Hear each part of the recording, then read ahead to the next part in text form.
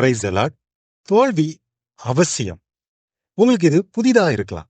நீங்கெல்லாம் இதுவரைக்கும் என்ன கேள்விப்பட்டிருப்பீங்கன்னா, வெற்றி அவசியம் என்பதை குறித்து நிறைய விஷயங்களை நீங்க கேள்விப்பட்டிருப்பீங்க. இன்னைக்கு நாம தியானிக்க போகிறது, தோல்வி நம்முடைய வாழ்க்கையில் அவசியமா? ஆமாம். அது எப்பொழுது அவசியம் என்றால், நாம் நம்முடைய ஆவிக்குரிய வாழ்க்கையை குறித்து பெருமைப்படும் பொழுது நம்முடைய வாழ்க்கையில் தோல்வி அவசியமாக படுகின்றது. நாம் சில நேரங்களில் நாம் எப்படி பிஹேவ் பண்றோம் அப்படின்னு பாத்தீங்கன்னா, லூக்கா 18ஆம் அதிகாரத்தில் சொல்லப்பட்டுள்ள பரிசேயன மாதிரி நம்முடைய ஆவிக்குரிய வாழ்க்கையை மற்றவர்களுடன் கம்பேர் பண்ணி, நான் மற்றவர்களை விட ஆவிக்குரிய வாழ்க்கையில் உயர்ந்தவன் என்று தேவனுக்கு முன்பாக காண்பிக்க முயலும் பொழுது நம்முடைய வாழ்க்கையில் தோல்வி அவசியம். நாம கொஞ்சம் சிந்தித்து பார்க்கலாம். நம்முடைய ஆவிக்குரிய வாழ்க்கையில நமக்கு எவ்வளவு பெருமைகள் இருக்கு பாத்தீங்கன்னா, நம்முடைய பிரேயரை குறித்து, நம்முடைய ஃபாஸ்டிங்கை குறித்து, நாம் தேவனுக்கு கொடுக்கிற தசம பாகத்தை குறித்து, நான் எப்படி பாட்டு பாடுறேன் தெரியுமா, எப்படி நான் ஒர்ஷிப் பண்றேன் தெரியுமா, எங்க குடும்பமே மினிஸ்ட்ரியில எப்படி இன்வால்வ் ஆகிறேன் தெரியுமா, நாங்க எத்தனை வருடமா கிறிஸ்டினா இருக்கிறது தெரியுமா. இப்படி பல ஆவிக்குரிய பெருமைகள் நம்முடைய வாழ்க்கையிலும் அப்பப்போது வந்து போகும். இப்படிப்பட்ட ஆவிக்குரிய பெருமைகள் நம்முடைய வாழ்க்கையில் தலை தூக்கும் பொழுது தேவன் அனுமதிக்கின்ற ஒரு விஷயம் தோல்வி. அந்த சூழ்நிலையில் நம்முடைய வாழ்க்கையில் தோல்வி அவசியமாக படுகின்றது. இது யோபுவினுடைய வாழ்க்கையிலிருந்து இந்த தோல்வி அவசியமா இல்லையா என்பதை குறித்து நாம் தியானிக்கலாம். உங்களுக்கு ஒரு ஆச்சரியமா இருக்கும், யோபுக்கு என்ன ஆவிக்குரிய பெருமை இருந்தது என்று. ஆம், இருந்தது. அந்த பெருமையை அவனுடைய வாழ்க்கையிலிருந்து அகற்றதான் தேவன் அவனுடைய வாழ்க்கையில் தோல்வி நிந்தைகளை அனுமதித்தார். அந்த ஆவிக்குரிய பெருமை தான் அவன் ஆவிக்குரிய வாழ்க்கையில் முதிர்ச்சி பெறுவதற்கு தடையாக இருந்தது. அதாவது பெனியேலின் அனுபவத்தை பெறுவதற்கு அவனுடைய ஆவிக்குரிய பெருமை தடையாக இருந்த பொழுதுதான் தேவன் அவனுடைய வாழ்க்கையில் தோல்வியை அனுமதித்து அவனை புடமிட்டு பொன்னாக மாற்றி அந்த ஆவிக்குரிய ஆசீர்வாதத்தை தேவன் அவனுக்கு அளித்தார். யோபுடைய வாழ்க்கையில பார்த்தோன்னா, தேவன் அவன் மேல கண்ணோக்கமா இருக்கிறார். அவன் உத்தமனும் சன்மார்க்கனா வாழ்ந்தான். தேவனுக்கு பயந்து பொல்லாப்புக்கு விலகுகிற ஒரு வாழ்க்கை அவன் வாழ்ந்தான். பூமியில் அவனைப் போல ஒருவனும் இல்லை என்று தேவன் சாத்தான்கிட்ட சொல்லுகிறார். ஆனா நடந்தது என்ன பாருங்க. தேவன் அவனை கை வைக்கிறதுக்கு சாத்தானுக்கு அனுமதி கொடுக்கிறார். அவன் அவனோட சொத்தை இழந்தான், குழந்தைகளை இழந்தான். அந்த சூழ்நிலை அந்த மனிதன் பேசுகிற பேச்ச பாருங்க. கர்த்தர் கொடுத்தார், கர்த்தர் எடுத்தார், கர்த்தருடைய நாமத்திற்கு சோஸ்திரம். அடுத்து என்ன நடக்கு, அவனுடைய உடம்பை தொடுறான் சாத்தா. அப்படி உடம்பை தொடும்போது அவனுடைய மனைவியுடைய முக நாடி வேறுபடுகிறது, மாம்சம் வெளிப்படுகிறது. நீங்க பாத்தீங்கன்னா, அவனுடைய மனைவி குழந்தைகளை இழக்கும் பொழுது பேசல, சொத்தை இழக்கும் பொழுது பேசல. எப்பொழுது யோபுக்கு இருந்த அழகு போய்விட்டது என்ற பொழுது அவன் மனைவி சொன்ன வார்த்தை பாருங்க, தேவனை தூஷித்து ஜீவனை விட்டுரும். இதே மாதிரி நம்ம வாழ்க்கையில் நிறைய விஷயங்கள் வரும். நிறைய விஷயங்களை இழக்கும் பொழுது ஒண்ணுமே வராது. நம்ம கூட இருக்கிறவங்க ஒண்ணுமே சொல்ல மாட்டாங்க. நம்ம உடல் சார்ந்த விஷயங்கள் வரும்போது பாருங்க, நிறைய பேர் நம்மளை விட்டு விலகுகின்ற சூழ்நிலை ஏற்படலாம்.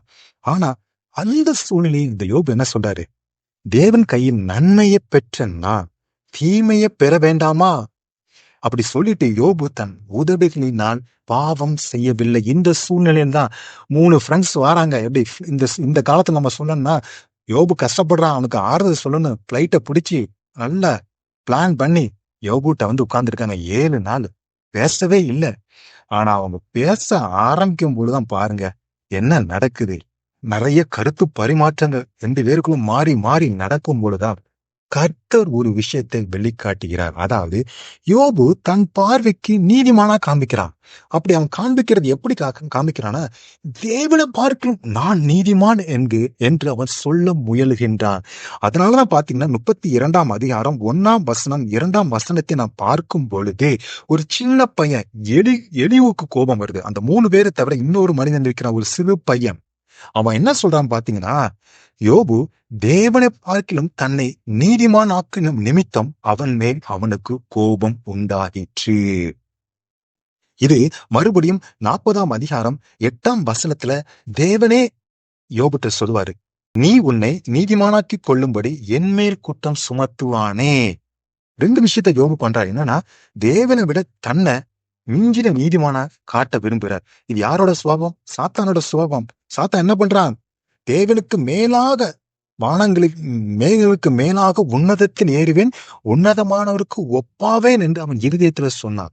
ஆனா இங்க அதே பிஹேவியர் தான் யோபுக்கு வருது. தேவனுக்கு மேல தன்னை நீதிமானா காட்ட விரும்பினா. இந்த ஒரு ஆவிக்குரிய பெருமையை தான் ஆண்டவர் யோபுவினுடைய வாழ்க்கையிலிருந்து எடுத்து போட விரும்பினார். அதற்காக தான் தேவன் யோபுட வாழ்க்கையில தோல்வியை அனுமதித்தார். அப்படி இந்த காரியத்தை அனுமதிக்கும் பொழுது, தேவன் அவனோடு பேசும் பொழுது, யோபு அவனுக்கு இருந்த இந்த ஆவிக்குரிய பெருமையை உணர்ந்து கொண்டு 42ஆம் அதிகாரம் 2ஆம் வசனத்துல யோபு என்ன சொல்லார் பாத்தீங்கன்னா, தேவரீர் சகலத்தையும் செய்ய வல்லவர், நீ செய்ய நினைத்தது தடைபடாது என்பதை நான் அறிந்திருக்கிறேன். ஆகையால் நான் எனக்கு தெரியாததையும் என் புத்திக்கு எட்டாததையும் நான் அறியாததையும் அலப்பினேன் என்கிறார். யோபு எப்போ அந்த பாவத்தை உணர்ந்து, அந்த பெருமை உணர்ந்து தேவனுடைய மன்னிப்பு கேட்கும் பொழுது, தேவன் அவனுக்கு பென்னியலின் அனுபவத்தை கொடுக்கிறாருங்க. பாத்தீங்கன்னா, அதே 42ஆம் அதிகாரம் 5ஆம் வசனத்துல யோபு என்ன சொல்றாரு? என் காதினால் உம்மை குறித்து கேள்விப்பட்டேன், இப்பொழுதோ என் கண் உம்மை காணுகின்றது. அதாங்க தேவனை முகமுகமா பார்க்கிற ஒரு அனுபவத்தை. இதான் யாக்கோபோட வாழ்க்கையில் யாக்கோபு பெனியலை பெற்றுக்கொண்ட இந்த அனுபவத்தை பெற்றுக்கொள்வதற்கு தடையாக இருந்த யோபுக்கு இருந்த ஆவிக்குரிய பெருமைதான். இந்த பெருமை ஒளிந்த பொழுது தேவன் அவனுக்கு நிர்ணயித்த ஆவிக்குரிய ஆசீர்வாதத்தை பெற்றுக்கொண்டான். அது மட்டுமல்ல, பூமிக்குரிய ஆசீர்வாதம் அனைத்தும் இழந்து போனது அனைத்தும் இரட்டத்தினையா பெற்றுக்கொண்டான். ஒன்றுமே கேட்கல, அவனுக்கு சுகம் வேண்டும்னு கேட்கல, எல்லாவற்றையும் ஆண்டவர் தேவையை அறிந்து கொடுத்தார். நாம உணர்ந்து கொள்ளலாம். இன்றைக்கு நம்முடைய வாழ்க்கையில எத்தனை ஆவிக்குரிய பெருமைகள் இருக்குன்னு யோசித்து பார்க்கலாம். நாம் இன்று நம்முடைய வாழ்வை சுய பரிசோதனை பண்ணி பார்க்கலாம். நம்மளோடு ஆண்டவர் பேசுகின்ற வார்த்தை இதுதான். மகனே, மகளே, உனக்கு நான் பென்னியேலின் அனுபவத்தை முன்குறித்து உனக்கு வாக்குத்தத்தத்தை குறித்து நான் காத்து கொண்டு இருக்கிறேன். ஆனால் நீயோ இன்னும் உணராமல் இருக்கிறே. அதற்காக தான் உன்னுடைய வாழ்க்கையில் தோல்வியை அனுமதித்தேன். அது உனக்கு அவசியம். உன்னுடைய வாழ்க்கையில் காணப்படுகின்ற அந்த ஆவிக்குரிய பெருமையை நீ அகற்றிவிடு. பென்னியேலின் அனுபவத்தை இன்றே பெற்றுக்கொள்ளு. அதற்காக தான் நம் ஆண்டவர் நம்முடைய வாழ்க்கையில் தோல்வியை அனுமதித்தார். நாம் புரிந்து கொள்வோம். நம்முடைய வாழ்க்கையில் உள்ள அசுத்தங்களை எடுத்துக் கொள்வோம். பென்னியேலின் அனுபவத்தை பெற்றுக்கொள்வோம். ஆமென்.